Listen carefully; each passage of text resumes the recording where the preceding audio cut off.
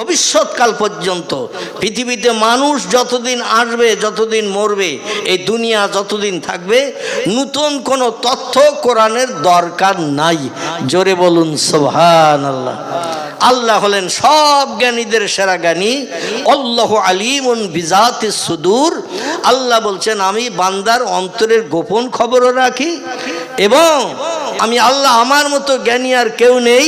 ওমা উতীতুম মিনাল ইলমি ইল্লা কালিলা। ও মানুষ, তোমাদের মগজে যে জ্ঞান, যে জ্ঞানের মাধ্যম দিয়ে তোমরা ক্যালকুলেটর বানিয়েছো, কম্পিউটার বানিয়েছো, রিমোট কন্ট্রোল বানিয়েছো, স্যাটেলাইট বানিয়েছো, ইন্টারনেট বানিয়েছো, ওয়্যারলেস বানিয়েছো, টেলিফোন বানিয়েছো, মোবাইল বানিয়েছো, রেডিও বানিয়েছো, ভিডিও বানিয়েছো, ভিসিআর বানিয়েছো, কোল্ড স্টোর হিমঘর বানিয়েছো, ফ্রিজ বানিয়েছো, পাতাল রেল বানিয়েছো, মাটির তলা দিয়ে চলে যাচ্ছে, আরও কত কিছু বানাবে। তাই বলে তোমরা যেন ধারণা করিও না আমার জ্ঞানের থেকে তোমাদের জ্ঞান বেশি। আল্লাহ বলছেন তোমাদের মগজের জ্ঞান হলো আমি আল্লাহ আমার জ্ঞানের কাছে সামান্যতম, ইল্লা কালিলা, সামান্যতম একটুখানি জ্ঞান তোমাদের মগজে দিছি। আমি আল্লাহ হলাম অসীম জ্ঞানরাশির মালিক। তোমাদের জ্ঞান আমার জ্ঞানের কাছে সসীম, সীমিত জ্ঞান, একটুখানি জ্ঞান। এই একটুখানি জ্ঞান নিয়ে আমার সঙ্গে যেন পাল্লা দিতে এসো না, পাগল হয়ে মরে যাবে। জোরে বলুন সুবহানাল্লাহ। আমার কোরআন ভবিষ্যৎকালের মানুষের জন্য যথেষ্ট, নতুন কোনো তত্ত্ব ঢোকানোর দরকার হবে না। তবে শোনো, এই কোরআনের জ্ঞান নিয়ে যদি পৃথিবীতে সেরা জ্ঞানী হতে চাও, আল্লাহ বলছেন লা ইয়ামাসসুহু ইল্লাল মুতাহহারুন। আগে পবিত্রতা অবলম্বন করো, নাপাক দেহে কোরআন হাত দিও না। নাপাক দেহে কোরআনে হাত দিলে তুমি কাফের হিসাবে বিবেচিত হবে। একটি ফতোয়া আপনাদের কাছে বলি, দুটি কাজ করলে মুসলমান সঙ্গে সঙ্গে কাফের হয়ে যায়। কটা? দুটি কাজ করলে মুসলমান সঙ্গে সঙ্গে কাফের হয়ে যায়। ও আর মুসলমান থাকে না, ওকে তওবা পড়তে হবে, কলেমায় রদ্দে খবর পড়তে হবে জনগণের সামনে, এবং অঙ্গীকার করতে হবে যা ভুল করেছি জীবনে যতদিন বাঁচবো এই ভুল আর করব না, এই ওয়াদা করে তওবা পড়তে হবে, কলেমায় রদ্দে খবর পড়তে হবে।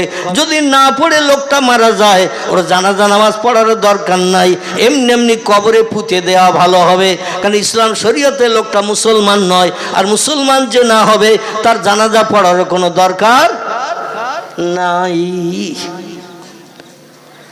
আমার ভাইরা, দুটি কাজের একটি কাজ হলো বেওযু অবস্থায় কোনো ব্যক্তি যদি নামাজ পড়ে, নামাজ বেওযু অবস্থায় যদি কোনো ব্যক্তি নামাজ আদায় করে এবং রুকুর পরে সেজদায় দিয়ে, জমিনে সেজদায় যেয়ে যদি বলে সুবহানা রাব্বিয়াল আলা, এই তসবিহ যদি পাঠ করে সেজদা দেয়, লোকটা সঙ্গে সঙ্গে কাফের হয়ে যাবে। এই কাফেরের এই সেজদা, এই তসবিহ আমার আল্লাহ কোনোদিন পছন্দ করেন না, বরং বেঈমানের তালিকায় তার নাম নথিভুক্ত করেন। আর একটা কাজ করলে যে কোনো মোমেন মুসলমান সঙ্গে সঙ্গে কাফের সাব্যস্ত হয়ে যায়, ও আর মুসলমান থাকে না। সেটি হলো বেওযু অবস্থায় পেশাব করে এসেছে, পায়খানা করে এসেছে, ঘুম থেকে উঠেছে, স্বামী স্ত্রী মিলন করেছে, কিংবা দেহ ফ্র্যাকচার হয়ে রক্ত নির্গত হয়েছে, অজু ভেঙে যাবে, অজু নষ্ট হয়ে যাবে। এই অবস্থায় যদি কোনো ব্যক্তি কোরআন স্পর্শ করে, লোকটা সঙ্গে সঙ্গে কাফের হয়ে যাবে। বোঝা গেল? এই দুটো কাজ যেন জীবনে যতদিন বেঁচে থাকবেন, এই দুটো কাজ যেন জীবনে করবেন না। একটা হলো অজু যদি ভেঙে যায়, কেরা ঠাট্টা করলো, বিদ্রুপ করলো, মুস্কি হাসলো, ওটা দেখবেন না। কারণ আপনি কাফের হওয়ার থেকে অজু করতে যাওয়া ভালো না খারাপ? মসজিদে আসেন, ঘুমিয়ে পড়েছেন, মসজিদে আসেন, ঘুমিয়ে পড়েছেন, ইসলাম শরীয়তের ফতোয়ার কেতাবে এসেছেন, কোথায় বসে আছেন এতটুকু খেয়াল নাই।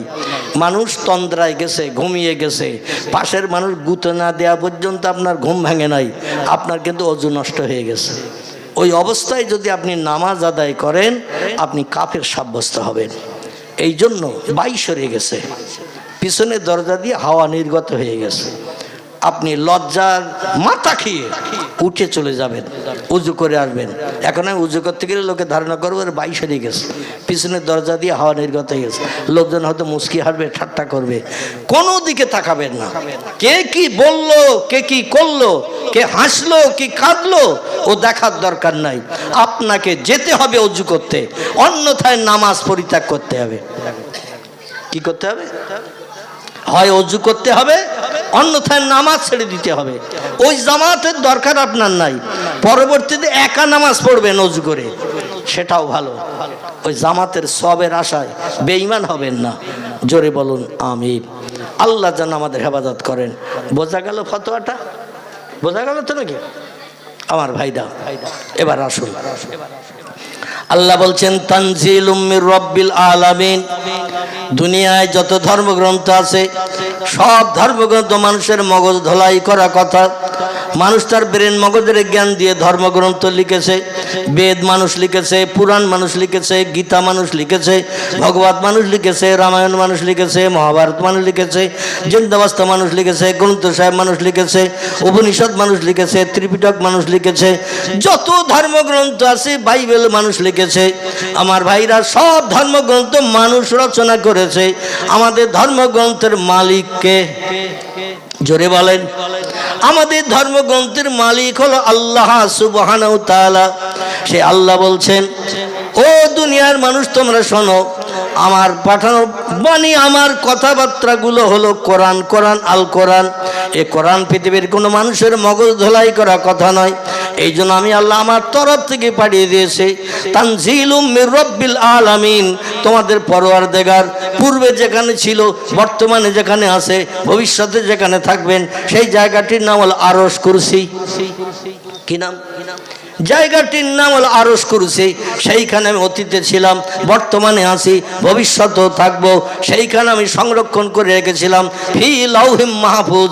লহে মাহফুজ বলে একটা সংরক্ষিত জায়গা আমার আরশ মোয়াল্লার উপরে। সেইখানে কোরআনকে আমি রেখেছিলাম। কোনো নবী পয়গম্বরের মর্যাদা রক্ষার জন্য আমি কোরআন অতীতে পৃথিবীতে পাঠাই নাই। পৃথিবীতে 1 লক্ষ মোতাবেক 2,24,000 পয়গম্বর এই পৃথিবীতে আগমন করেছে। কোনো পয়গম্বর তার উম্মতের উপকারের জন্য কোরআন আমি পৃথিবীতে পাঠাই নাই। আমি আল্লাহ পাক পয়গম্বরদের ভিতরে সেরা করেছি যাকে, তার নাম হলো মুহাম্মদ রাসূলুল্লাহ। আর মুহাম্মদ রাসূলুল্লাহ উম্মতদের সব পয়গম্বরের উম্মতের থেকে সেরা করেছে। তাই কোরআন অতীতে আমি বানিয়ে রেখেছিলাম এবং পরবর্তীতে সব পয়গম্বরের শেষে মুহাম্মদ রাসূলুল্লাহর উম্মতের উপকারের জন্য কিয়ামত পর্যন্ত আমি দামি কিতাব হিসাবে তোমাদের ঘরে পৌঁছে দিয়েছি। জোরে বলুন একটু সুবহানাল্লাহ, নারায়ে তাকবীর। এবার একটা প্রশ্ন আপনাদের কাছে করি, কোনো মানুষ যদি মারা যায়, যেমন আমাদের গ্রামের একটি ছেলে শাহজাহান বলে তার নাম, কি নাম বললাম? শাহজাহান। শেখপাড়ায় বাড়ি, আমাদের নেওয়ার আস্তানা শাহ সুবি রমজান আলী রহমতুল্লাহ মজারের কাছে তার বাড়ি।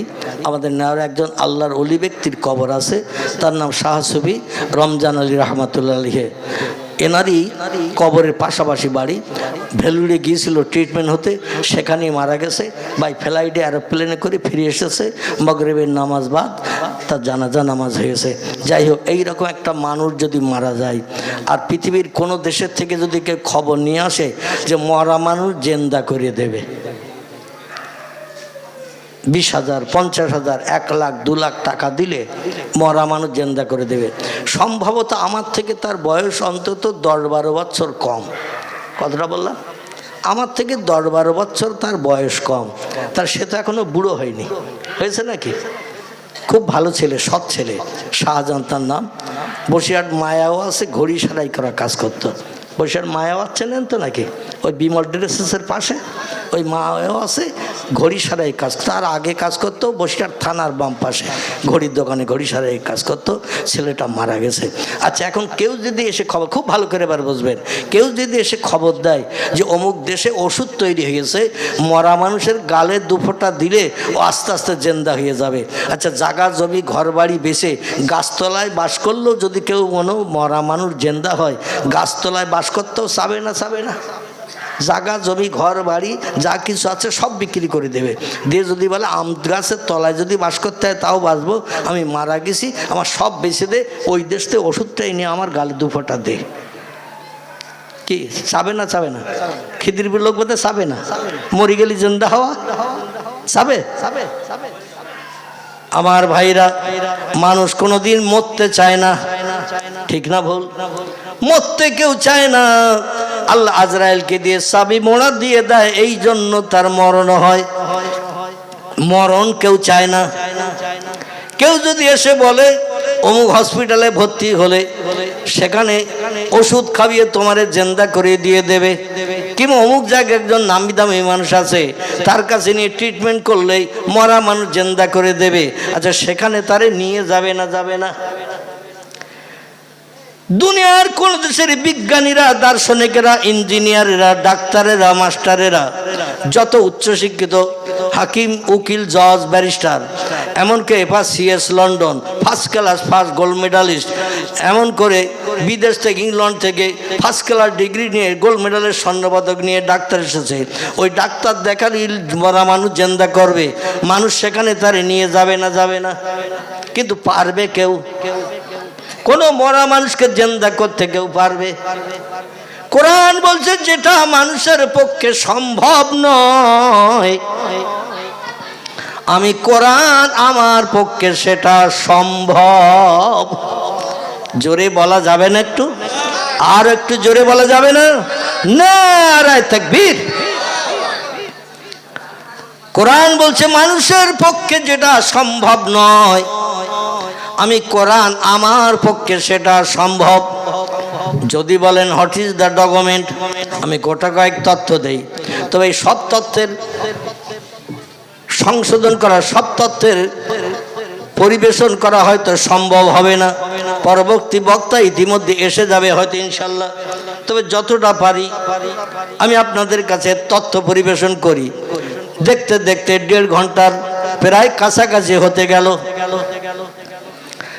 সূর্যকে যদি পৃথিবীর কোন দেশের বিজ্ঞানীদের, দার্শনিকদের, রাষ্ট্রনেতাদের বলা হয় পূর্ব থেকে উদয় করে পশ্চিমে প্রতিদিন যায়, কোন দেশের বিজ্ঞানীদের, দার্শনিকদের, ইঞ্জিনিয়ারদের, প্রধানমন্ত্রী, মুখ্যমন্ত্রী বা রাষ্ট্রনেতা যাদের পাওয়ার, হাই পাওয়ার, এদের যদি বলা হয় সূর্য পশ্চিমে উদয় করো, পূর্বে অস্তমিত করো, আজ পর্যন্ত কেউ পেরেছে? ভবিষ্যতে পারবে? দুনিয়ার কোন দেশের বিজ্ঞানীদের, দার্শনিকদের, ইঞ্জিনিয়ারদের, ডাক্তারদের, মাস্টারদের যদি বলা হয়, উচ্চ শিক্ষিতদের, ব্যারিস্টারকে, হাকিমকে, জজকে, উকিলকে যদি বলা হয় রাতের বেলা দিন করো, দিনের বেলা রাত করো, পারবে কেউ? আর বেশি তথ্য আজ আর দেব না, কারণ আমি শেষ পর্যন্ত যেতে পারবো না। তবে 3টে তথ্য আপনাদের কাছে দিলাম। কটা? 3টে। একটা হলো মরাকে জিন্দা করতে কেউ পারবে না, রাতকে দিন করতে কেউ পারবে, দিনকে রাত করতে কেউ পারবে, সূর্যকে পশ্চিমে উদয় করে পূর্ব দিকে কেউ ডুবাতে পারবে, উত্তরে উদয় করে দক্ষিণে কেউ ডুবাতে পারবে? পারবে না। এই 3টি তত্ত্ব কোরআন বলছে ও পৃথিবীর মানুষ, যেটা মানুষের পক্ষে সম্ভব নয় সেটা আমার পক্ষে সম্ভব। তাহলে কোরআনের দাম আছে না নাই? তবে এখন নাই। ঠিক বললাম না ভুল বললাম?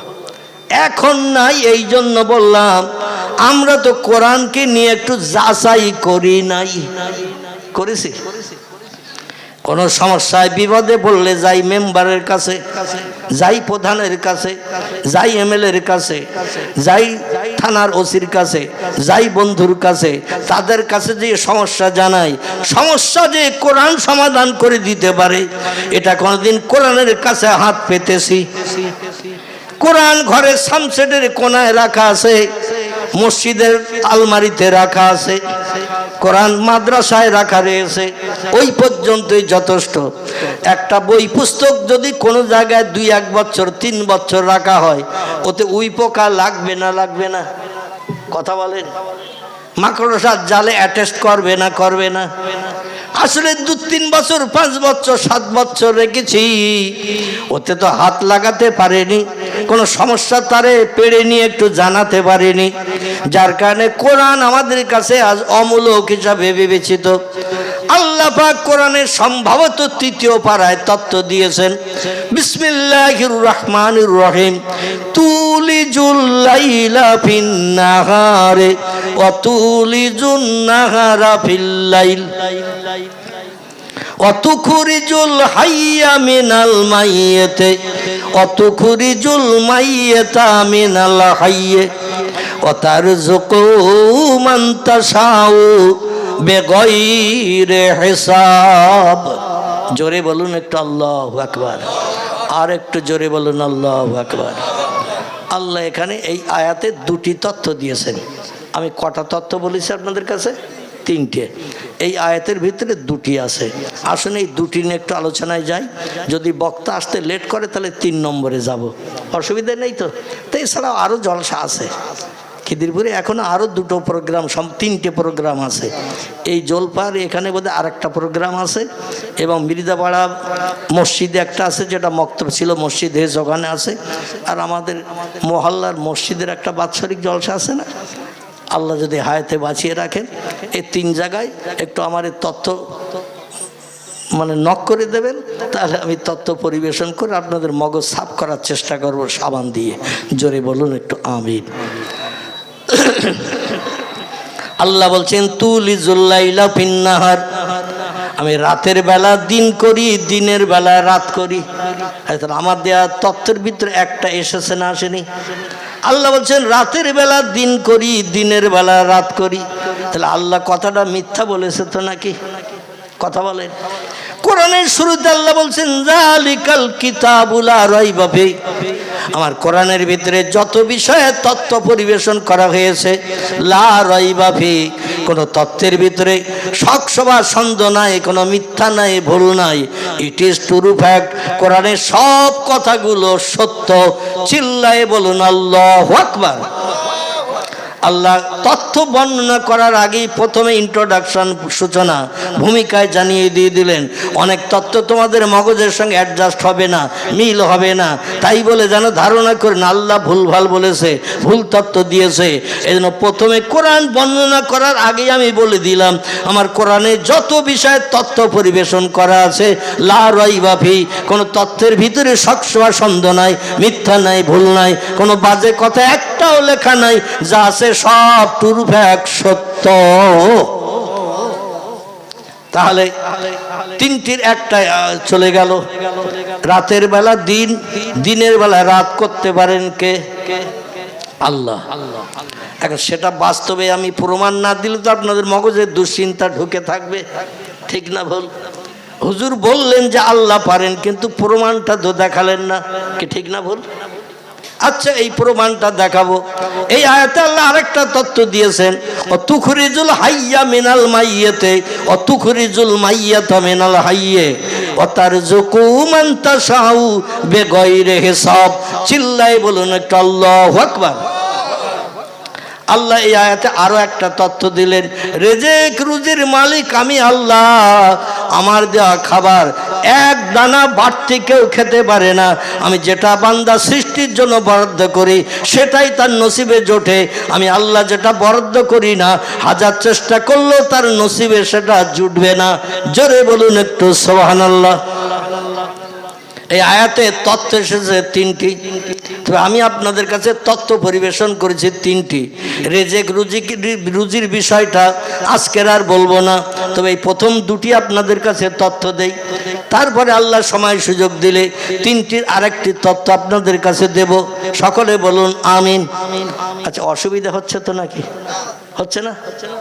অসুবিধা হচ্ছে না আমার ভাইরা? তাহলে আমি আপনাদের কাছে তথ্য দিই আল্লাহ রাতকে কেমন দিন করেন, দিনকে কেমন রাত করেন।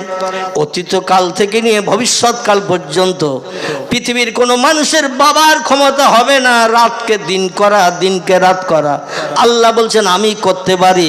তাহলে একটি প্রমাণ আপনাদের কাছে দেব না থাকবে? যদি বলেন হুজুর ওটা দিতে হবে না, আমরা জানি, তাহলে ইনশাল্লাহ আমি পরবর্তীটায় যাব। কি আপনাদের জানা আছে তথ্য? আছে? জানা নেই? আল্লাহু আকবার। যদি বলতেন যে আমার জানা আছে হুজুর, তাহলে আমি সবাইকে বলতাম ওনার কাছ থেকে শুনে নেবেন, এটা আমি হাত থেকে বেঁচে গেলাম, পরবর্তী আর 2টো দেই। তাহলে এটাও জানা নেই। তথ্য দেই আপনাদের কাছে, খুব সংক্ষেপ করে বলি, কারণ তিনটি তথ্য দিতে গেলে অনেক সময় লেগে যাবে। আমি খুব শর্ট করে বলি, অসুবিধা হবে না তো? খুব শর্ট করে বলি। পয়গম্বর মুহাম্মদ রাসূলুল্লাহ সাল্লাল্লাহু আলাইহি ওয়াসাল্লামের মেয়ে ছিল কটি? কথা বলে। আজকের ওয়াজ করে আমি পরিতৃপ্ত হতে পারছি না, মানে আজকের আপনারা সারাদিন খাননি, রমজান মাস আসতেছে সেই চিন্তায় আজকের কি না খেয়ে রয়েছেন নাকি সবাই? না খেয়ে থাকলে একটু ক্ষুধা লাগলে দেখবেন মিষ্টি জিনিসও তিতো লাগে, টক লাগে। তো আপনাদের এখন টক তিতো লাগতেছে নাকি? আচ্ছা, দুপুরবেলা খেয়েছেন কে কে? একটু হাত তোলেন তো দেখি। দুপুরে কে কে খেয়েছেন? একটু চাদরের ভেতরে হাত উঁচু করেন, ফেরেশতারা একটু ফটো করে নিক। নারায়ে তাকবীর, নারায়ে তাকবীর। এই হাত তুলতে কষ্ট হলো? এই হাত খোদার কসম জাহান্নামে যাবে না। আল্লাহর কোরআনে সত্যতার সার্টিফিকেট দিয়ে যে হাত উঁচু করলেন চাদরের ভিতর থেকে, কম্বলের ভিতর থেকে বা কোনো কাপড়ের ভিতর থেকে, এই হাতটা আল্লাহর কোরআনের পক্ষে সাক্ষ্য দিয়ে হাত উঁচু করেছেন, এই হাতটা আপনার জাহান্নামে যাবে না। আচ্ছা, এই হাতটা যদি জান্নাতি হয় আর বডিগুলো সব জাহান্নামে যাবে তো নাকি? কথা বলেন। এই বডিগুলো মুখে মদ খেয়েছেন, সুদের ব্যবসা করেছেন, হাত দিয়ে টাকা লেনদেন করেছেন, কারো গালে চড় মেরেছেন, কটু কথায় জবান দিয়ে কারো গালি দিয়েছেন, কারো পা দিয়ে লাথি মেরেছেন, তো পা দিয়ে অপরাধ করেননি? করেননি? করেছেন না করেননি? হাত দিয়ে চড় মেরেছেন, অপরাধ হলো না? হলো না? জবান দিয়ে মদ খেয়েছেন, গালের অপরাধ হলো না? হলো না? এই গালিগালাজ করেছেন মুখ দিয়ে, অপরাধ হলো না? হলো না? তাহলে এই অপরাধী এদের শাস্তি হলো জাহান্নাম। টোটাল বডির অঙ্গ প্রত্যঙ্গ যে যে কাজ করবে এ কাজের প্রতিদান হলো জাহান্নাম, কোরআনের বিরুদ্ধচারণ কাজ করলে। কিন্তু পয়গম্বর মুহাম্মদ রাসূলুল্লাহ বলছেন হাতটা কি আলাদা করা যাবে? এ বলেন, হাতটা আলাদা করা যাবে? এই অপরাধী বডির সঙ্গে হাতটা জোড়ানো আলাদা। হাতটা হাত ধরে টানলে বডিটা সব যাবে না? যাবে না? বডিটা সব যাবে। এই হাতে সেদিন জবান খুলে দেবে। আলিয়ামা নাকতেমু আলা আফওয়াহিম ওয়া তুকাল্লিমুনা আইদিহিম ওয়া তাশহাদু আরজুলুহুম বিমা কানু ইয়াকসিবুন। জোরে বলুন একটা আল্লাহু আকবার। কোরআনের 22 পারা সূরা ইয়াসিন। কি সূরা বললাম? সূরা ইয়াসিন। আল্লাহ বলছেন আল্লাহ পাক হাসরের মাঠে যেদিন হাজির করবেন সেদিন জবানকে আল্লাহ মোহর মেরে দেবেন। আলিয়ামা নাকতুমু আলা আফওয়াহিম, জবান বন্ধ করে দেবেন। ওয়া তুকাল্লিমুনা আইদিহিম, হাত সেদিন জবান খুলে কথা বলবে। কার পুকুরে রাতের বেলা জাল ফেলে জাল টেনে টেনে মাছ ধরে এনেছেন, হাত সেদিন সাক্ষ্য দেবে। পা দিয়ে হেঁটে চলে গেছেন আপনি চুরি করতে, ডাকাতি করতে, ছিনতাইগিরি করতে, পরের দরজায় কড়া নাড়া দিতে। বিধবা নারী, তার স্বামী ঘরে নাই, রাত 12টা 1টা 2টোর সময় দরজার কড়া নাড়া দিতে গেছেন। জীবন যৌবনে ক্ষুধানে বৃদ্ধি করবেন, পা দিয়ে হেঁটে গেছেন না জাননি? সেখানে যেতে গেলে তো পা দিয়ে হেঁটে যেতে হবে। পা সেদিন জবান খুলে দিয়ে দেবে, দিয়ে বলে আল্লাহ আমার দিয়ে এই কাজগুলো করিয়েছিল। হাত বললে আল্লাহ আমার দিয়ে এই কাজগুলো করেছিল। আল্লাহ আপনার জবান আমার জবান বন্ধ করে দিয়ে দেবেন। সেদিন অঙ্গ প্রত্যঙ্গ কথা বলবে, আর অপরাধের শাস্তি হিসাবে আল্লাহ অঙ্গ প্রত্যঙ্গগুলো জাহান্নামের আগুনে জ্বালাবেন। তাহলে আমাদের দেহগুলো জ্বলবে না? জ্বলবে না? অপরাধের কারণে দেহগুলো তো জ্বলবে, কিন্তু এই জান্নাতি হাতটা দেহের সঙ্গে অ্যাডজাস্ট হওয়ার কারণে আল্লাহ বলেন হাত তুমি জান্নাতে চলে যাও। আমার কোরআনের পক্ষে সাক্ষ্য দিয়েছিলে, আমি আল্লাহ বড় পছন্দ করেছিলাম, এই জন্য তুমি জান্নাতে যাও। হাত বলবে আল্লাহ আমি তো একা জান্নাতে যেতে পারবো না, টোটাল অঙ্গ প্রত্যঙ্গ বডির সঙ্গে আমার হাত বডির সঙ্গে জোড়া। আল্লাহ তখন বলবেন বডি ছাড়া তুমি যেতে পারবে না। হাত বলবে লা ইয়া রব্বি, আমার পক্ষে বডি ছাড়া যাওয়া সম্ভব হবে না। আল্লাহ বলেন তোমার মর্যাদার খাতিরে আমি অপরাধী বডিটাকেও জান্নাত হালাল বানিয়ে দিলাম। নারায়ে তাকবীর। এই মজলিসে আল্লাহু আকবার বলা যেমন লাভ, হাত তোলাও তেমন লাভ। কিন্তু আমরা অনেকে মনে মনে চিন্তা করি সামনে সলিমউদ্দিন চাচা, আব্দুল করিম দাদা, আব্দুর রহমান ভাই আছে, ওরা যা পারে করুক, আমরা পেছনের দিকে খেজুর গাছের গোড়ায় আছি, আমরা ওই মামার জয় জয় করে দেব। এ ঠিক বললাম না ভুল বললাম? এরকম কাণ্ড ঘটে। পয়গম্বর মুহাম্মদ রাসূলুল্লাহর কন্যা কজন? 4 জন। আল্লাহু আকবার। এইবার একটু জবান সরিয়েছে, আওয়াজটা বেশ আমার কান পর্যন্ত এসেছে। এত সময় এরকম জোরের আওয়াজ আসেনি। আল্লাহু আকবার। চারজন। এই চারজন কন্যাদের ভিতরে সব থেকে কনিষ্ঠ ছোট কন্যাটি কে ছিল? আলহামদুলিল্লাহ। ওয়াজ শুনে শুনে, বই না পড়লো, ওয়াজ শুনে শুনে অনেক জিনিস মুখস্থ করা যায়, ঠিক না ভুল? মুখস্থ করা যায়। এই ফাতেমাতুজ জহরা রাদিয়াল্লাহু আনহার সঙ্গে হযরতে আলী মুর্তজা রাদিয়াল্লাহু আনহু বিশ্ব নবীর চারজন প্রিয় সাহাবীর ভিতরে একজন। রসুলের কাছের মানুষ ছিল চারজন। কজন? চারজন। আবু বকর, ওমর, ওসমান, আলী মুর্তজা রাদিয়াল্লাহু আনহু, এই চারজন ছিল। এই চারজনের একজনের নাম হযরতে আলী। পয়গম্বর মুহাম্মদ রাসূলুল্লাহ আল্লাহর পছন্দটাকে বাস্তবে রূপদান করতে যে আলীর সঙ্গে ফাতেমার বিয়ে দিয়েছিল। খুব ভালো করে শোনেন, খুব সংক্ষেপ করে বলছি। হযরতে আলীর চাল ছিল না, চুলো ছিল না, জায়গা ছিল না, জমি ছিল না, ব্যবসা ছিল না, কিছুই ছিল না। পয়গম্বরের বিবি হযরতে মাইশাতুল হুমায়রার উনানে যেদিন হাঁড়ি উঠত, সেদিন আলীর নসিবে কিছু জুটত। আলী 24 ঘন্টা পয়গম্বরের পাশে পাশে থাকার চেষ্টা করত। জোরে বলুন একটু সুবহানাল্লাহ। পয়গম্বর বিবিদের নিয়ে যখন ঘরের ভিতরে যেতেন, আলীর তখন বিয়ে হয়নি, আলী দরজার সামনে বাইরে থাকতেন। মানে নবী যখন যেখানে যায় আলী সঙ্গী হয়ে যায়, লেজের মতো জুড়ে জুড়ে পয়গম্বরের সঙ্গে থাকতেন। জোরে বলুন সুবহানাল্লাহ। এই আলীর সঙ্গে বিয়ে হয়ে গেল ফাতেমার। বিশ্বনবী মুহাম্মদ রাসূলুল্লাহ আলীর জন্য একটা ভাড়া ঘর ঠিক করে দিলেন, কারণ আলীর কোনো বসত বাড়ি ছিল না। মসজিদে নববীতে হযরতে আলী কাল কাটাতেন। নবী বলেন, আলী আজ আর মসজিদে নববীতে থাকলে হবে না, মায়েশার ঘরের দরজার সামনে শুয়ে থাকলে হবে না। ও আলী, আমার কন্যা ফাতেমারে তোমার সঙ্গে বিয়ে দিস। সংসার জীবনের সুখ ভোগের জন্য মেয়েরা ঘর কন্যা করবে, তাদের থাকার আশ্রয়স্থলের প্রয়োজন।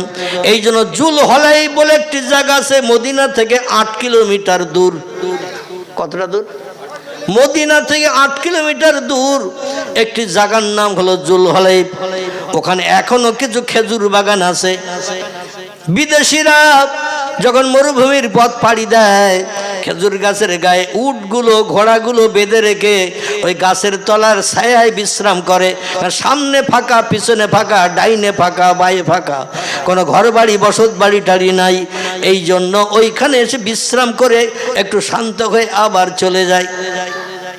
নবী হলেন সেকালে মদিনার কিছু বস্তি মানুষেরা ছোট ছোট বাসা বাড়ি বেঁধে বসবাস করছে। আমি একজন সাহাবীর মাধ্যম দিয়ে খবর পেলাম একটা ঘর এখনো খালি আছে, ভাড়া দেওয়ার উপযুক্ত হিসাবে একটা ঘর খালি আছে, সে ঘরে লোকজন বাস করে না। আমি সাহাবীকে দিয়ে বলেছি ওই ঘরটা ভাড়া ঠিক করে দিতে। তোমাদের আলী যেতে হবে ফাতেমারে নিয়ে ওইখানে বসবাস করতে। জোরে বলুন একটু সুবহানাল্লাহ। আলী বললেন, ইয়া রাসূলুল্লাহ, আপনি যে তথ্য দেবেন আপনার তথ্য আমার জন্য শিরোধার্য। আপনি যেখানে যেতে বলবেন সেখানে যাব। তবে আগে যদি জানতাম মদিনা ছেড়ে এই দূরে 8 কিলোমিটার দূরে আমার যেতে হবে ফাতেমারে নিয়ে ঘর সংসার করতে, আমি বিয়ের পিড়িতে বসতাম না, আপনার কন্যা ফাতেমারে বিয়ে করতাম না। কারণ আমার মন বাঁচে না, প্রাণ বাঁচে না আপনা বিহনে। আপনি যেখানে থাকেন আমি সবসময় সেখানে থাকতে ভালোবাসি। জোরে বলুন একটু সুবহানাল্লাহ।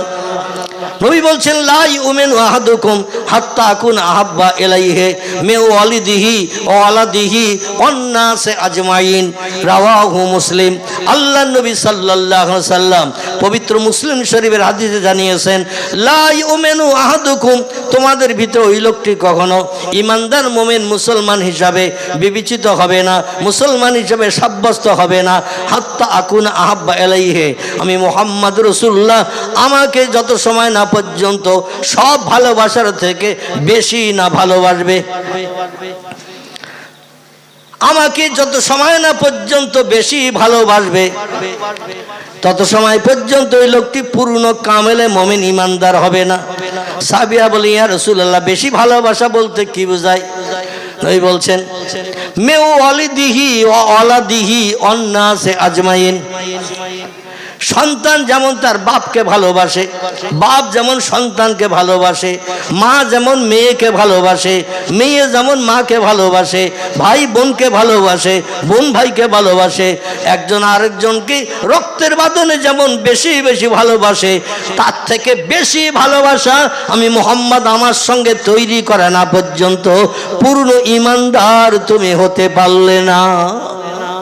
আলী বলে, ইয়া রাসূলুল্লাহ, এই জন্য আপনার হুকুম তামিল করার জন্য সবসময় আপনার ধারে পাশে ঘুরি, আপনার ধারে পাশে থাকে, কখন কোনটা বলেন, কখন কোনটা করতে হয়, এই জন্য আপনার কাছাকাছি থাকে। আপনাকে সব থেকে বেশি যে মানুষটারে সবসময় কাছে কাছে থাকে তার সঙ্গে ভালোবাসা একটু বেশি হয় না? হয় না? কাছাকাছি যে সব সময় থাকে, চলতে ফিরতে উঠতে বসতে যে থাকে সব সময় কাছাকাছি, এই লোকটি দেখবেন বেশি মহব্বতের মানুষ হয়, বেশি প্রিয় হয়। আলী বলছেন, এই জন্য আমি আপনার সঙ্গে থাকার চিন্তা ভাবনা করি, সবসময় আপনার কাছে কাছে থাকে। কিন্তু ফাতেমাকে বিয়ে করার কারণে 8 কিলোমিটার দূরে বাসাবাড়ি ঠিক করেছেন। আমি সেখান থেকে কখন আসবো আর কখন যাব? বিশ্বাস করি ইয়া রাসূলুল্লাহ, প্রতি ওয়াক্তে প্রথম কাতারে আপনার পিছনে আমি ইক্তেদা করার চিন্তা ভাবনা করি, জামাতে আপনার পিছনে প্রথম কাতারে দাঁড়াই, উট কোরবানি সব পাওয়ার আশায়। কিন্তু ওই জুলহলাইফ থেকে যদি আমি প্রতি ওয়াক্ত নামাজ পড়তে আসি 8 কিলোমিটার দূর থেকে, আমার তো ঘোড়া নাই, আমার তো উট নাই, পায়ে হেঁটে হেঁটে আসতে হবে। জামাতে হয়তো আমি অ্যাটেন্ড করতে পারবো, কিন্তু পিছনের কাতারে দাঁড়াতে হবে। মানে আগে যারা আসে তারা তো আগে আগে কাতারগুলো ভরাট করে, ঠিক কিনা? তবে আমাদের মহল্লার মসজিদে আগে আসবে যারা, ওই পিছনের কাতারে বসে থাকে তারা।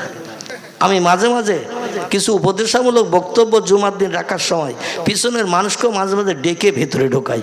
এ ঠিক বললাম না ভুল বললাম? আপনারা যারা বাইরে আছেন ভিতরে আসেন, কারণ আলো আধারে আড়ালে থাকলে বক্তব্য রেখে কলিজা পরিতৃপ্ত হয় না, ঠিক কি না? পিছনে বসে থাকবে, মসজিদে লোক নাই তবু থাকবে পিছনে। মানে ও উট কোরবানি সব নেবে না, গরু কোরবানি সব নেবে না, ছাগল কোরবানি সব নেবে না, ও ডিমের সব নেবে। কিসের? 7 টাকার ডিমের সব নেবে, বেশি সব নেবে না। আলী বলছি, ইয়া রাসূলুল্লাহ, আমি জামাতে হাজির হতে পারবো কিনা আমার ভয় হচ্ছে, কারণ এই দূরের পথ আসতে হবে। নবী বললেন, আলী আর কোনো বক্তব্য আছে? আলী বলে, ইয়া রাসূলুল্লাহ, ওই 8 কিলোমিটার দূর জুলহলাইফে আমি যখন ফাতেমারে নিয়ে বসবাস করব, আর বেলালে হাফসি খালি মুখে মসজিদে নববীতে আজান দেবে, আবার বেলালের জবান হলো তোতলা। আচ্ছা, তোতলা লোকের কথার আওয়াজ জোর হয় না আস্তে হয়? তোতলা লোকের কথার আওয়াজ আসতে হয়। বলে বেলাল যখন মসজিদে নববীতে আজান দেবে, বেলালের আজানের আওয়াজ 8 কিলোমিটার দূরে যদি না যায়, কখন কোন সময় জামাত হচ্ছে, এখন তো মোবাইল মেশিনে ঘড়ি আছে, হাতে হাত ঘড়ি আছে, দেওয়ালে দেওয়াল ঘড়ি আছে, আছে না নাই? টাইম দেখার জন্য বিভিন্ন যন্ত্র মেশিন বিজ্ঞানী তরফ থেকে বানানো হয়েছে। তখন তো ঘড়ির প্রচলন ছিল না, মোবাইলের প্রচলন ছিল না, দেওয়াল ঘড়ির কোনো প্রচলন ছিল না। আমার ভাইরা এমন করে রেডিও টেলিভিশনেও সময় দেখা যায়, যায় না? যায় না? সময়ের কথা বলে, তখন তো কিছুই ছিল না। আলী বলছেন, ইয়া রাসূলুল্লাহ, কখন কোন ওয়াক্তের আজান হচ্ছে আমি কি করে শুনবো বেলালের আওয়াজ? বেলাল তো মসজিদ নববীতে তোতলা জবানিতে আজান দেবে। নবী বললেন, আলী, দুনিয়ায় বেঁচে থাকতেই আল্লাহ তোমাকে জান্নাতের সার্টিফিকেট দিয়েছে, মরণের দিন পর্যন্ত 1 ওয়াক্ত নামাজ তোমার কাজা হবে না। জোরে বলা যাবে না?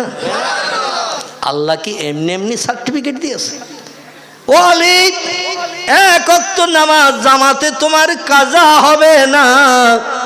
এই জন্য আল্লাহ পাক তোমার মনের খবর রাখেন। আল্লাহ আলিমুন বিজাতিস সুদূর, বান্দার অন্তরের গোপন খবর আল্লাহ রাখেন। নামাজের মহব্বত, নামাজের প্রেম, নামাজের ভালোবাসা তোমার হৃদয়ে কতটা আছে আল্লাহ বেশি জানেন।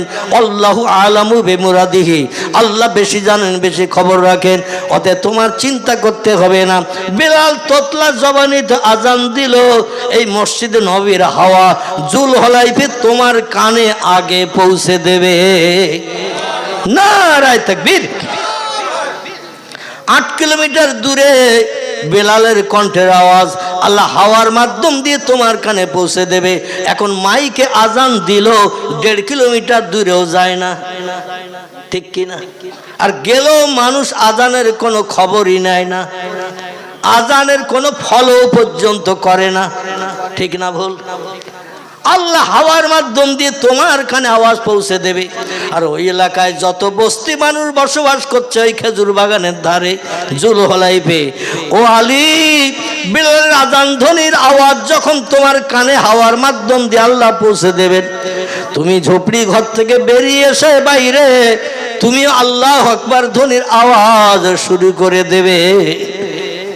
ও আলী, আল্লাহ তোমার দেহে এত শক্তি দিয়েছে, তোমার কণ্ঠের আওয়াজে এত জোর দিয়েছে, তোমার মনের ভিতরে এমন বীরত্বের সাহস আল্লাহ দিয়েছে, তুমি ওই জুলহলাইফ বস্তিতে বিলালের আজান শুনে তুমি আজানের একটু রিপিট করবে, আজানের পুনরাবৃত্তি তুমি আওয়াজ দিয়ে দেবে। তোমার আওয়াজ সামনে 8 মাইল, পিছনে 8 মাইল, ডাইনে 8 মাইল, বাঁয়ে 8 মাইল, চতুর্দিকে 4 রাস্তা 32 মাইল এরিয়া তোমার আওয়াজ আল্লাহ পৌঁছে দেবে। নারায়ে তাকবীর। এই আলী আজানের পরে দৌড়াতে থাকতেন মসজিদে নববীতে জামাতে শরীক হওয়ার জন্য। সংসার চলছে ফাতেমার সঙ্গে। হযরত আলী রাদিয়াল্লাহু ইহুদির বাড়িতে দিন মজুরির কাজ করতেন, মজুরি খাটতেন, জন দিতেন, জন বাংলা ভাষায় যেটা বললে বুঝতে পারবেন। তার জায়গা ছিল না, জমি ছিল না, খেজুর বাগান ছিল না, পয়সা কড়ি ছিল না, কিচ্ছু ছিল না। ইহুদিদের খেজুর বাগানে যেয়ে পাকা খেজুর পেড়ে দিতেন, আবার বস্তাবন্দি করে বাড়ি পৌঁছে দিতেন। যেদিন গাছে খেজুর পাকা থাকতো না, কুয়া থেকে মশকে করে পানি ভর্তি করে কাঁধে ঝুলিয়ে নিয়ে সেই পানি বাড়িতে যেয়ে বড় বড় পাত্রে ঢেলে দিয়ে আবার কুয়ায় যেতেন, আবার মশকে করে পানি ভর্তি হতেন। ছাগলের চামড়ার মশক। আমি কলকাতা আলিয়ায় যখন পড়তাম 1983-84 সাল, কত সাল বললাম? 1983-84 সাল। 84 সালে আমি ফাইনাল টাইটেল পরীক্ষা দিয়েছিলাম, এখন আমার খেয়াল আছে। 83 সালে টাইটেল প্রথম বর্ষে ভর্তি হয়েছিলাম, দ্বিতীয় বর্ষ টাইটেল পড়ছিলাম। তো আমরা যে হোস্টেলে থাকতাম, হোস্টেলটির নাম হলো ইলিয়ট হোস্টেল। কি নাম বললাম? Elliot hostel. এই হোস্টেলে আমাদের কাছে মাটির একটা করে কলসি থাকতো, মাটির কলসি। তো ওই পানি নিয়ে এসে মানে যারা ওই পানি সাপ্লাই করতো আর কি, ওখানে ওরা ওই মশকে করে, ছাগলের চামড়ার মশকে করে পানি এনে এনে ওই মুখটা একটু চেপে ধরে নিয়ে আসতো আর কাঁধে বাঁধিয়ে নিয়ে আসতো। মুখটা একটু ঢল দিত আর হুড় করে পানি কলসির ভিতরে চলে যেত। আমাদের আবার মাসে মাসে পয়সা দিতে হতো, পয়সার বিনিময়ে পানি দিয়ে যেত। পড়াশোনার যাতে কোনো ল্যাপস না হয়, অসুবিধা না হয়, এই জন্য সব রকম ব্যবস্থা সেখানে ছিল, তা পয়সা খরচ করতে হতো। যাই হোক, এইরকম মশকে করে আলী কুয়া থেকে বালতি দড়ি ফেলে পানি তুলে মশক ভর্তি করে ইহুদিদের বাড়ি পৌঁছে দিত। তার প্রতিদান 1 দিরহাম, 1.5 দিরহাম, 2 দিরহাম কোনোদিন পেয়েছেন, কোনোদিন পান নাই। যেদিন 24 ঘন্টা হয়তো 18 ঘন্টা 24 ঘন্টা এই রকম কাজ করতো, নামাজের ওয়াক্ত বাদ দিয়ে নামাজের সময় দৌড়িয়ে নামাজ পড়তে আসতেন, আবার নামাজ হয়ে গেলে আবার কাজে যেয়ে জয়েন করতেন। জোরে বলুন একটু সুবহানাল্লাহ। হযরতে আলী মজুরি খেটে খেটে সংসার নির্বাহ করতেন। পয়গম্বর মোহাম্মদ রসুল্লাহ মাঝে মাঝে জামাই মেয়ের সংসার কেমন চলছে দেখতে যেতেন। এক সময় হযরত আলীর জ্বর হয়েছে, জ্বর, যাকে আরবি ভাষায় বলা হয় বোখার। কি বলা হয়? বোখার। বোখার বাংলা ভাষা আমরা জ্বর বলি, জ্বর। এই জ্বর হয়েছে, এমন জ্বর 1 সপ্তাহ উঠতে পারে না। আচ্ছা, জ্বর হলে গায়ে শক্তি ক্ষমতা হ্রাস হয় না? হয় না? শক্তি ক্ষমতা লোপ পেয়ে যায়। মিষ্টি রসগোল্লা জোরে রুগীর দিলে দেখবেন ওর গালে নিম ফলের মতো লাগে। ঠিক বললাম না ভুল বললাম? মিষ্টি রসগোল্লা যদি কঠিন জ্বর হয়, 104-5 জ্বর, দেখবেন রসগোল্লা দিলেও তার গালে তিতো লাগে। কোনো ভালো জিনিস খেতে দিলে খেতে পারে না, শরীর জরাজীর্ণ হয়ে যায়। এই জ্বর হয়ে গেলে দীর্ঘদিন হলে 7-8 দিন একটানা জ্বর, কাজে যেতে পারে না, ফাতেমার উনানে হাঁড়ি ওঠে না। দেখতে দেখতে 1 সপ্তাহ কাল উনানে হাঁড়ি ওঠে না। হাসান হোসেন মার কাছে দৌড়িয়ে খেলা করে চলে আসে, ইয়া উম্মি, ও আমার মা জননী, আর তো ক্ষুধার যন্ত্রণা সহ্য করতে পারছি না, 3 দিন হয়ে গেছে একটানা উনানে হাঁড়ি ওঠে না। হযরতে মা ফাতেমা বলে, তোমার নানার বাড়ি যাও, নানার বাড়ি যেয়ে দেখো কোনো সুযোগ সুবিধা আছে কিনা, কোনো খাবারের ব্যবস্থা আছে কিনা। 2 নাতি ইমাম হাসান হুসাইন রাদিয়াল্লাহু আনহুমা 2 জন, দৌড়িয়ে ছুটে আসতেন নানার বাড়ি। নানিমা হজরতে মাইশাতুল হুমায়রা, উম্মে সালমা, উম্মে হাবিবা, জাইনাব বিনতে জাহাস, জাইনাব বিনতে খোজাইমা, সাউদা, সুফিয়া, মাইমুনা, জাওয়ারিয়া, মারিয়া, এরা ছিল নবীজির স্ত্রীগণ। এদের বাড়িতে আসলে যে কোনো একজন স্ত্রীর ঘর থেকে কিছু না কিছু খাবারের ব্যবস্থা হতো। জোরে বলুন একটু সুবহানাল্লাহ। দেখতে দেখতে 7 দিন হয়ে গেছে, হযরত আলী কাজে যেতে পারে না। হাসান হোসেনকে ফাতেমা বলে নানার বাড়ি যাও, নানি আম্মাদের কাছে যাও। হাসান হোসেন বলে এক বাড়িতে কতবার যাব, কতবার যে হাত পাতবো, আমাদের কি মান সম্মান নাই? আমরা হলাম তাম দুনিয়ার যুবকদের সর্দার, আমাদের বিনা অনুমতিতে কোনো যুবক পুরুষ জান্নাতে যেতে পারবে না। আল্লাহ জান্নাতে যেতে গেলে আমাদের অনুমতির দরকার হবে। আর আমরা বারবার নানি মার কাছে আর নানি আম্মার কাছে হাত পেতে এইভাবে খাবার চাবো, ভিক্ষা করব, এটা আমাদের আর পছন্দ হয় না। আল্লাহ নবী বললেন ইসলাম শরীয়তের 2টি হালাল কাজ হলো সব থেকে নিকৃষ্ট। 2টি হালাল কাজ ইসলাম শরীয়তের সব থেকে নিকৃষ্ট হালাল। এর থেকে কম দরজার হালাল কাজ আর কিছু নাই।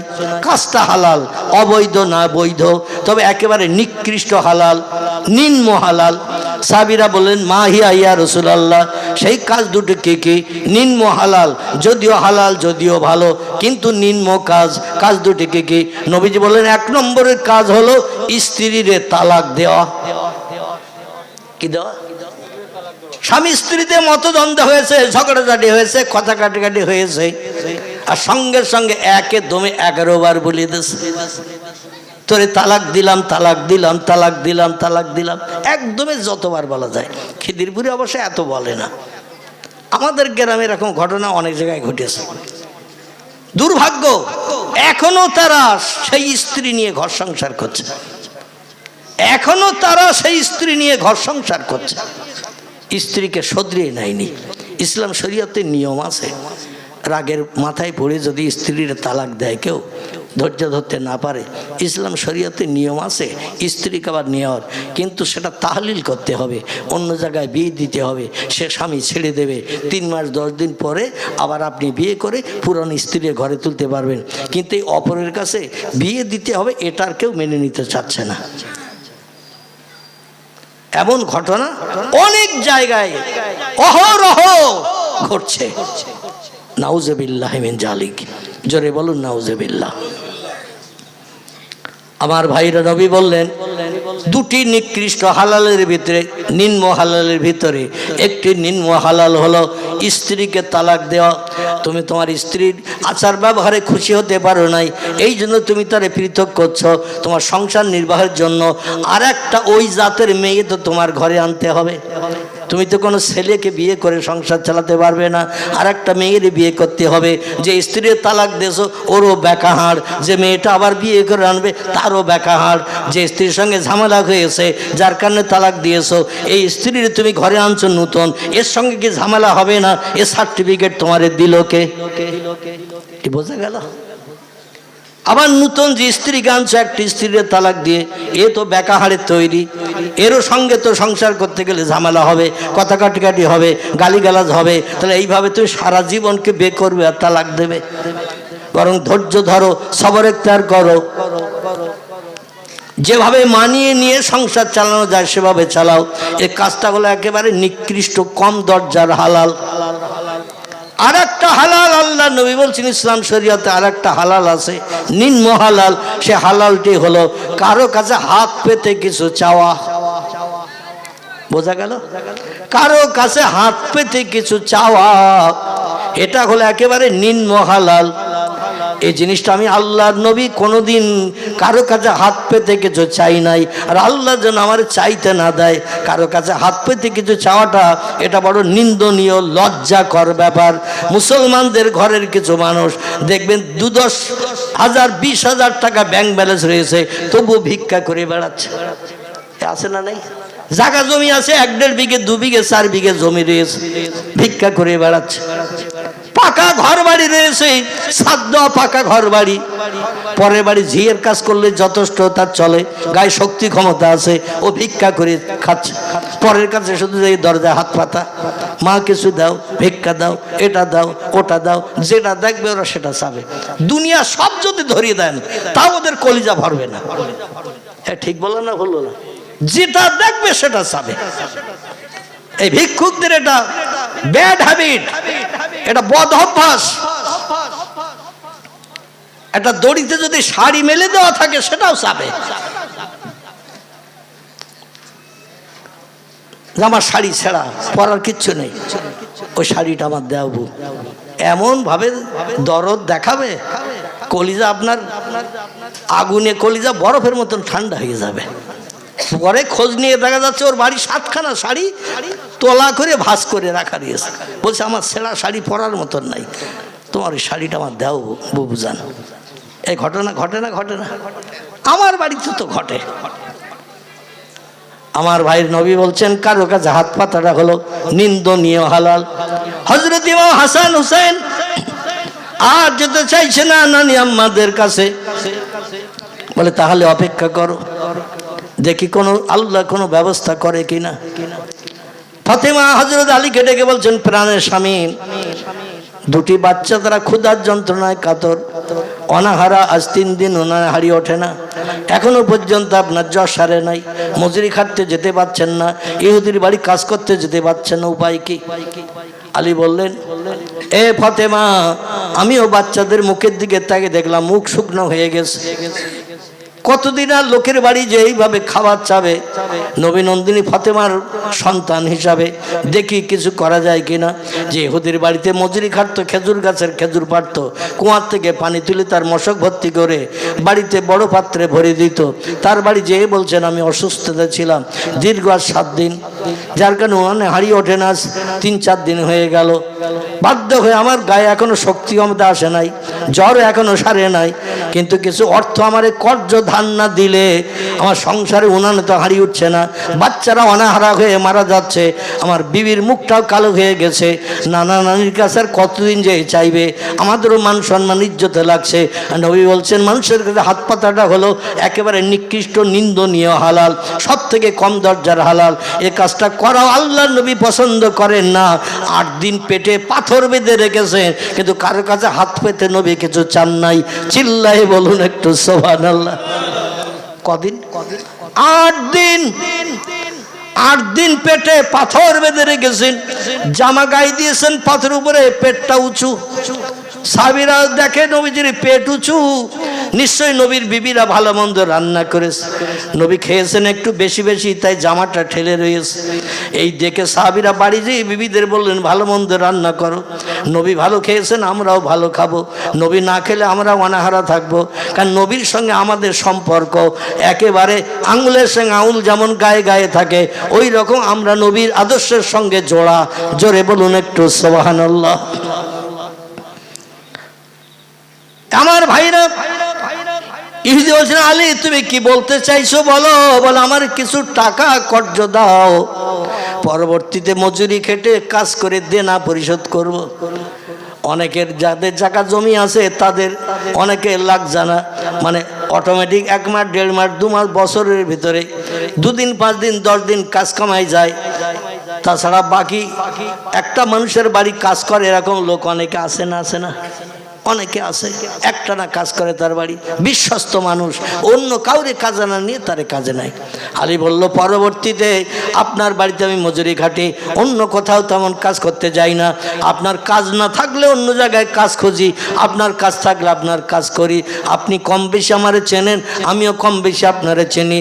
এখন আমি অসুস্থ, জ্বরে পড়ে আছি, উনানে হাড়ি ওঠে না 7 দিন। কদিন? 7 দিন উনানে হাড়ি ওঠে না। এই জন্য আপনার কাছে আমার আপত্তি, আমার অনুরোধ, কিছু টাকা কর্জ দেন, ধার দেন, আমার সংসারও চালাবো, কিছু কিছু করে টাকা কেটে দিয়ে দে, আপনার দেনা পরিশোধ করব। ইহুদি বলল আলী তুমি টাকা ধার নিয়ে যদি আমার কাজে আর না আসো, কোথায় তোমারে খুঁজতে যাব, কোথায় তোমারে তালাশ করব? বরং তুমি এক কাজ করতে পারো, কিছু আমার কাছে জামিন রেখে টাকা নিয়ে যাও, সেই জামিনের দিকে দৃষ্টি নিক্ষেপ করে কোনোদিন তুমি আমার টাকার ফাঁকি দিতে পারবে না। আমাদের দেশে দেখবেন এই ধরনের সুদের ব্যবসা প্রচলিত আছে, আছে না নাই? আমার 1 ভরি সোনা রেখে দেন, 20,000 টাকা দেন, আমি এই টাকাটা নিয়ে একটু আমার কাজে লাগাই, পরবর্তীতে আমি সোনাটা ফিরিয়ে নিয়ে যাব আর আপনার টাকাটা দিয়ে যাব। আছে না এরকম? অনেক অন্যান্য জিনিসপত্র কারো কাছে রেখে, অনেকে আমানত স্বরূপ কারো কাছে কোনো জিনিসপত্র রেখে টাকা পয়সা ধার কর্জ নেয়। কারণ এই জিনিসটা আমার কাছে রাখলে তুমি যে টাকা ধার নিয়েছো তোমার মনে থাকবে, টাকাটা ছাড়িয়ে নিয়ে যেতে হবে, কারণ জিনিসটার যে দাম তার থেকে কম টাকা তোমারই দিয়েছে। এই জন্য বেশি টাকা দামের জিনিস তোমার স্মরণে থাকবে, ফেরত নিয়ে তুমি যাবে। এই জন্য আমার টাকাটা আর মার যাবে না, এই জন্য কিছু আমারে দিয়ে যাও। আলী বললেন, আমার ঘরে যদি কিছু থাকতো আপনার কাছে আমি আর কর্জ চাইতে, ধার চাইতে আসতাম না। সোনা নাই, রূপা নাই, টাকা নাই, পয়সা নাই, জায়গা নাই, জমি নাই যে বিক্রি করব। আমার শ্বশুর মশাই জুলহলাই বস্তিতে একটা ভাড়া বাড়ি ঠিক করে আমাদের বসবাসের জন্য দিয়েছেন। মাসে মাসে যে ভাড়া দিতে হয় ওটা আমি আলী দিই না, আমার শ্বশুর দিয়ে দেয়। জোরে বলুন একটু সুবহানাল্লাহ। ইহুদি বলছেন, আলী কিন্তু আমি এমনি এমনি টাকা কর্জ দিয়ে তোমারে খুঁজে বেড়াবো না। তুমি যতই আমার বাড়ি কাজ করো, কম বেশি তোমারে চিনি, তুমি আমারে চেনো, কিন্তু এমনি এমনি টাকা ধার দিতে পারবো না। আলী বললেন, তাহলে আর কি করতে পারি? আমার বাচ্চাদের মুখে আমি আর কি দেবো? অনাহারা হয়ে তারা মারা যাবে, এটাই কি আপনি চান? ইহুদি বলছে, আলী একটা পথ অবলম্বন করলে আমি কিছু টাকা কর্জ দিয়ে তোমার সংসার নির্বাহের ব্যবস্থা করে দিতে পারি। আলী বললেন, ও ইহুদি ভাই, কি করলে তুমি কর্জ দেবে বলো? এখন নিরুপায় হয়ে যেটা বলবো আমি সেটা করব। বলে, তোমার দুটো ছেলে আছে না? হযরত আলী বলছেন, নাম ইয়াখি, হ্যাঁ আমার দুটো ছেলে আছে। বলে, ছেলে দুটোর নাম কি? বলে, একটার নাম হাসান, একটার নাম হোসাইন। বলে, ছেলে দুটো আমার কাছে তুমি রেখে যাও, আর এই টাকা নিয়ে যাও তুমি 200 দিরহাম। কত? 200 টাকা। 200 টাকা সৌদি আরবের দিরহাম বলা হয়। 200 টাকা তুমি কর্জ নিয়ে যাও, আর দুটো ছেলের আমার কাছে আমানত স্বরূপ রেখে যাও। যেমন সোনা দানা বন্ধক রাখি আমরা, রাখি না অনেকে? সোনা দানা বন্ধক রেখে টাকা পয়সা নেই, আবার সমস্যা মিটে গেলে সোনা ফিরিয়ে নিয়ে আসি। কিন্তু ওর সুদ দিতে হয় আবার, শতকরা 3 টাকা, শতকরা 4 টাকা, শতকরা 2 টাকা, এইভাবে টাকা বাড়তি দিতে হবে যতদিন তুমি আসলটা শোধ না করবে। শরীয়তে এই সুদটাই হারাম। যত টাকা নিয়েছি তত টাকা ফেরত দেবেন, বাড়তি দিতে হবে না, এটা শরীয়তে জায়েজ। কিন্তু আপনি গহনা রাখলেন, কোনো জিনিস রাখলেন, আবার প্রতি মাসে মাসে শতকরা 2 টাকা 3 টাকা বাড়তি দিতে হবে। যে লোকটি নেবে সুদের নিল, এবং আপনি বিপদে পড়ে আপনি নিয়েছেন, আপনাকেও সুদের টাকা দেওয়াটা, সুদ নেওয়া এবং দেওয়া উভয় সমান গুনাহগার। জোরে বলুন একটু নাউজুবিল্লাহ। যাই হোক, আমাদের দেশে এখন ওই নিয়ম চালু করলে চরম বিপদ হবে, কেউ আর পয়সা দেবে না। দেবে? দেবে না। যাই হোক, ওদিকে এখন যাব না। আমার ভাইরা হযরত আলীকে বললেন, তোমার ছেলে দুটো আমার কাছে আমানত রেখে যাও, কারণ আমি যতটুকু শুনেছি হাসান হুসাইনকে বড় ভালোবাসো, বড় মহব্বত করো, প্রেম করো, এবং তোমার শ্বশুরের চেহারার সঙ্গে হাসান হুসাইনের চেহারার অবিকল মিল আছে, না দেখলে তুমি থাকতে পারবে না। এই জন্য আমার ঘর থেকে তোমার ছেলেদের ফিরিয়ে নিয়ে যাওয়ার জন্য তুমি ব্যস্ত হয়ে পড়বে, তাড়াতাড়ি ফিরিয়ে নিয়ে যাবে, আর আমার 200 দিরহামের কর্জ আদায় করে দিয়ে যাবে। এই জন্য আমি তোমার হাসান হুসাইন দুটি ছেলে ছাড়া এমনি 200 দিরহাম দেব না। আলী চিন্তা শুরু করলেন, কি করি? চিন্তা করছেন দাঁড়িয়ে দাঁড়িয়ে, কি করি? ফাতেমা তো হাসান হোসেন ছাড়া এক মুহূর্ত বাঁচতে পারে না।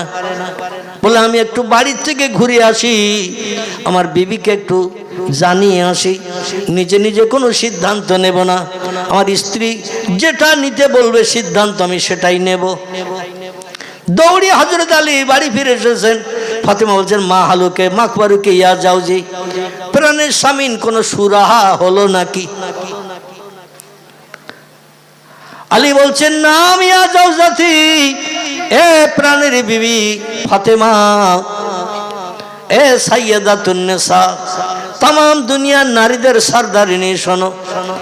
ইহুদি টাকা দিতে রাজি হয়েছে 200 দিরহাম সংসার নির্বাহের জন্য, কিন্তু দুটি ছেলেকে আমানত রাখতে বলছে তার বাড়ি। আমি টাকা শুধু যদি নিয়ে আসি হয় তার যাব না, তার বাড়ি টাকা ফেরত দেব না, এই ধারণা করছে ইহুদি। এজন্য ছেলে দুটো তার বাড়ি রেখে এসে যদি আমি টাকা নিয়ে আসি, ছেলে ফিরে আনার জন্য আমরা ব্যস্ত থাকবো, তাড়াতাড়ি টাকার পরিশোধ হবে। এজন্য দুটি ছেলে ছাড়া টাকা দিতে চাইছে না। বলে কতদিন? বলে 1 মাসের সময় দিয়েছে, 1 মাসের ভিতরে টাকা পরিশোধ করতে হবে। হাসান হোসেনকেও ছেড়ে দেবে, আমাদের 2 ছেলে বাড়ি ফিরে চলে আসবে। হযরত ফাতেমা বলে নিরুপায় হয়ে বলছেন, এছাড়া তো আর কোনো উপায় পাচ্ছি না, না খেয়ে অনাহারা হয়ে বাচ্চা দুটোকে মারা যাবে।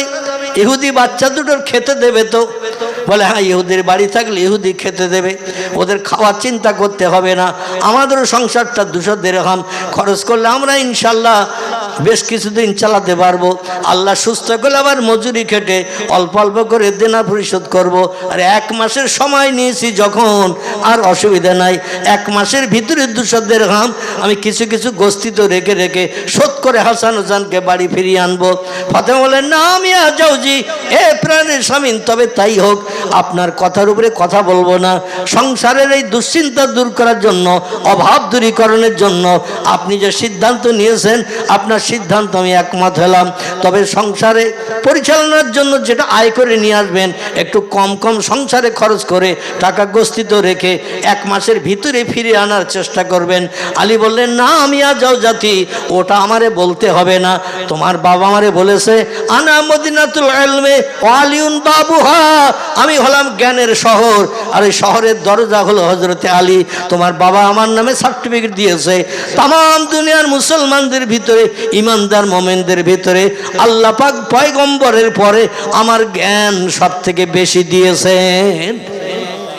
তাম পৃথিবীর মুসলমানদের ভিতরে পয়গম্বরের পরে আল্লাহ যদি কাউরে ইসলাম শরীয়তের জ্ঞান দিয়ে থাকেন, সে জ্ঞানটা আল্লাহ আমাকেই বেশি দিয়েছেন। জোরে বলুন একটু সুবহানাল্লাহ। অবশ্যই আমি চিন্তা ভাবনা রাখবো। ফাতেমার 2 বেটাকে বাবার সঙ্গে পাঠিয়ে দিলেন, যাও বাবা, তোমার বাবা তোমাদের নিয়ে যাচ্ছেন কোন এক জায়গায় কিছু দেখাতে। বললেন না যে তোমাদের 2 জনকে রেখে বাড়ি চলে আসবে কিছু টাকা কর্জ নিয়ে, তার বলেননি। বললে হয়তো তারা যাবে না। সংক্ষেপ কথা, আমার ভাইয়ের এই 2 জনকে নিয়ে এবার ইহুদির কাছে দিয়ে দিলেন। ইহুদি বলল শোনো, 1 মাসের ভিতরে কিন্তু টাকা পরিশোধ করতে হবে। 1 মাসের ভিতরে, বসো, 1 মাসের ভিতরে কিন্তু টাকা পরিশোধ করতে হবে।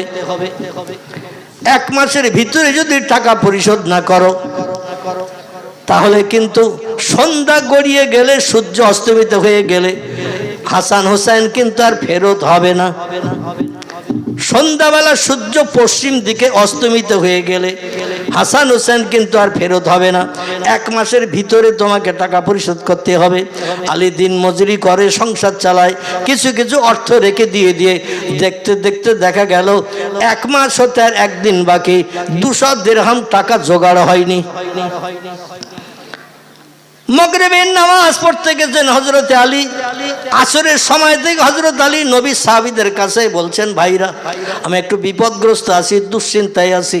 আমি একজনের কাছ থেকে 200 দিরহাম এনেছিলাম ধার করে, আজকের এর ভিতরে সন্ধ্যার আগে টাকা ফেরত দিয়ে দিতে হবে। কিন্তু আমি বহু মানুষের কাছে হাত পেতেছি, আমি অভাবী গরিব মানুষ বলে কেউ আমার কর্জ দিল না। শেষ পর্যন্ত আমার হাসান হোসেন কি ঘরে ফেরত আসবে না। সবাই বলল আমাদের কাছে এমন অর্থ নাই, টাকা নাই যে তোমারে দিয়ে হাসান হোসেনের উপকার করব। টাকা দিয়ে ইহুদির কাছ থেকে 2 বেটারে ফেরত নিয়ে আসবে, আমাদের তেমন পয়সা নাই। দেখতে দেখতে মাগরিবের আজান হয়ে গেছে। বেলাল হাবশী আজান ধ্বনি দিয়েছেন। আল্লাহর পয়গম্বর মাগরিবের জামাতে নামাজ পড়াচ্ছেন। আলী রাদিয়াল্লাহু কাতারে দাঁড়িয়ে গেছেন। হাসান হোসেন কিন্তু এখন ইহুদির বাড়ি। মাগরিবের নামাজ হয়ে গেল, পয়গম্বর নামাজ শেষ করে দিলেন, সাহাবীরাও নামাজ শেষ করে সে আপন আপন গন্তব্যে বাড়ি চলে যাচ্ছেন।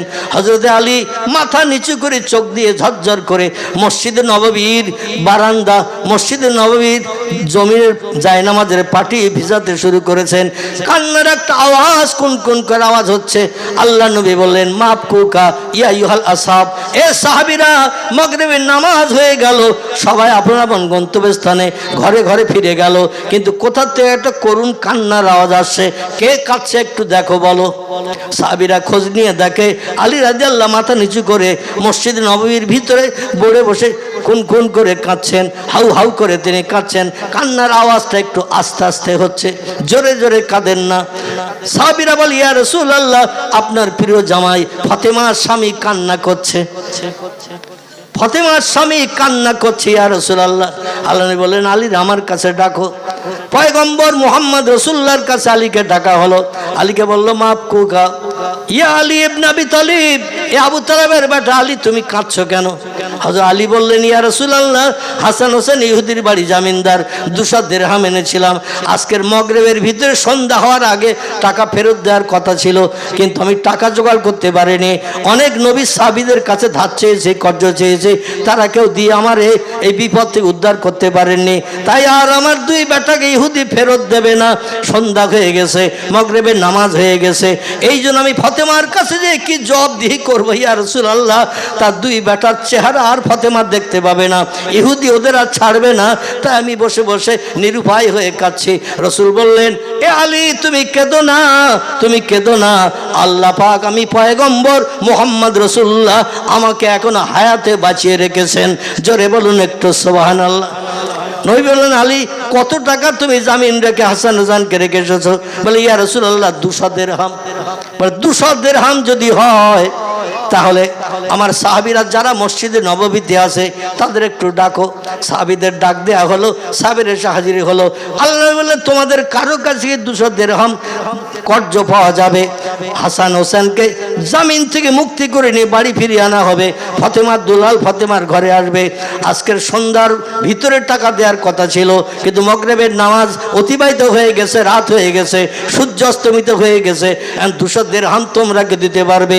নবী সাহাবীরা বলে, ইয়া রাসূলুল্লাহ, নামাজ পড়তে এসেছি খালি হাতে, আমাদের কাছে তো পয়সা নাই। ওসমান রাদিয়াল্লাহু যখন যেথায় যেতেন সবসময় কাছে পয়সা রাখতেন। জোরে বলুন একটু সুবহানাল্লাহ। এই জন্য তার নামের পাশে সার্টিফিকেট দেওয়া হয়েছে, ওসমান গনি, মদিনার ধনী। জোরে বলুন একটু সুবহানাল্লাহ। ওসমান বলে, ইয়া রাসূলুল্লাহ, আমার পকেটে পয়সা আছে, তো হাত দিয়ে দেখি কত আছে। বিসমিল্লাহ শরীফ পাঠ করে পকেটে হাত দিলেন, দিয়ে যা ছিল বার করেছেন, দেখা গেল 200 দিরহাম। জোরে বলুন সুবহানাল্লাহ। হযরতে ওসমানকে নবী বললেন, ওসমান, জান্নাত আমার একজন বন্ধু থাকবে, সে বন্ধু আবু বকর নয়, ওমরও নয়, ওসমান তুমি ছাড়া, আর আলী নয়, অন্য আব্দুর রহমান বিন আউফ নয়, জুবাইর বিন আওয়াম নয়, সাদ বিন আবি ওয়াক্কাস নয়, তালহা নয়, এমন করে অন্য অন্য সাহাবীরা কেউ নয়। আমার জান্নাতের বন্ধু হবে তুমি।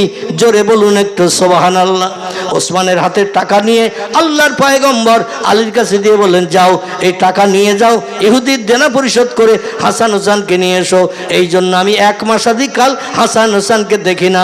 দৌড়িয়ে দৌড়িয়ে আসে, আমার সঙ্গে গল্পগুজব করে, আমার সঙ্গে খেলা করে, কিন্তু তাদের আর দেখি না।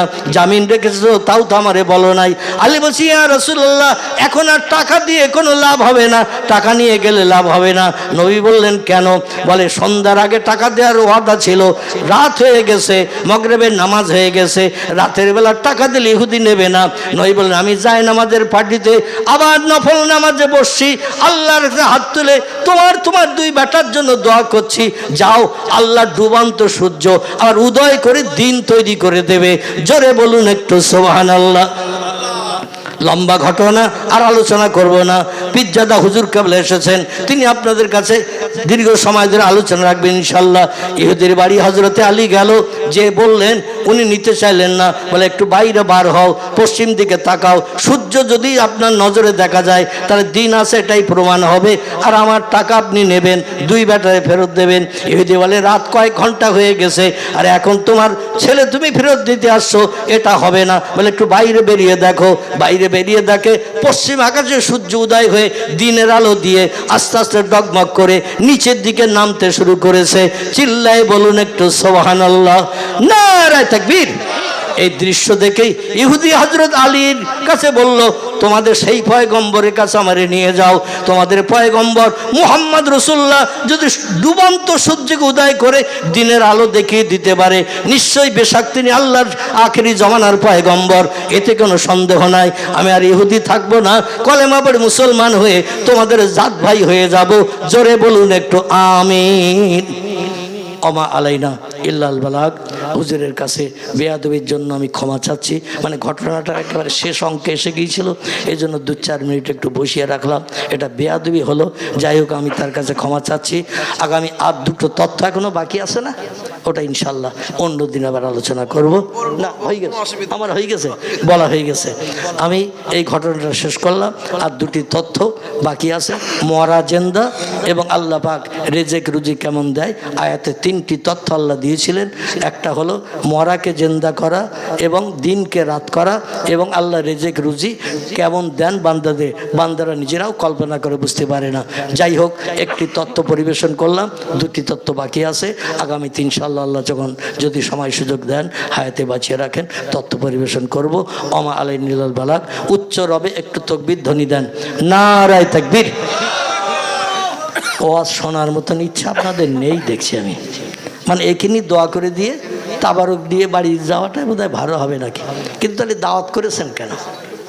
দাওয়াত করে তাবারক হয়ে গেছে, সেটা আমি বুঝতে পারতেছি তাবারক হয়ে গেছে, কিন্তু এক্ষুনি তো দেওয়া হবে না। যদি এক্ষুনি দেওয়ার চিন্তা ভাবনা থাকতো তাহলে আর হুজুরকে দাওয়াত করার কোনো দরকার হতো না। অন্তত ঘুম ঢোল ভাবটা কাটাতে হবে। একটু জোরে উচ্চ রবে আওয়াজ দেন, নারায়ে তাকবীর, আল্লাহু আকবার, নারায়ে তাকবীর, আল্লাহু আকবার। পীরজাদা হুজুর কিবলা, পীরজাদা হুজুর কিবলা জিন্দাবাদ। সিলসিলায়ে ফুরফুরা শরীফ জিন্দাবাদ। সিলসিলায়ে হক ফুরফুরা শরীফ জিন্দাবাদ। নারায়ে তাকবীর, আল্লাহু আকবার। প্রাণ ভরে উচ্চ রবে দরুদ শরীফ। কেউ যেন উঠবেন না। এই উঠতেছে কেন? এই পেশাব লেগেছে? হ্যাঁ পেশাব লেগে নাকি? আল্লাহু আকবার। 2 ঘন্টা একটু বসে থাকা যায় না? আমরা বুড়ো হয়ে গেছি, 64 বছর বয়সে, এখনো তো 3 ঘন্টা 3.5 ঘন্টা বসে থাকি, আর 2 ঘন্টা একটু বসা যাচ্ছে না। এক্ষুনি ওটা শুরু, আর কেউ উঠবেন না। যে উঠেছে উঠেছে, আর কেউ উঠবেন না। উচ্চ রবে মোহাম্মদের দরুদ শরীফ। আল্লাহুম্মা সাল্লি আলা। আলহামদুলিল্লাহ, দীর্ঘক্ষণ আলোচনা করছিলেন, আমরা শুনছিলাম, খুবই ভালো লাগছিল। খুবই জ্ঞান গরিমার কথা বলছিলেন, কোরআন ও হাদিস থেকে তত্ত্বভিত্তিক আলোচনা করছিলেন। তখন আমাদের সেই চির আকাঙ্ক্ষিত, আমাদের মনের মানুষ, ভালোবাসার মানুষ, মহব্বতের মানুষ, সুদূর হুগলি জেলা হরিণখোলা দরবার শরীফ থেকে আগত আমাদের মহব্বতের ভাইজান জনাব পীরজাদা মাহিবুল্লাহ হুসাইনি ভাইজান, তিনি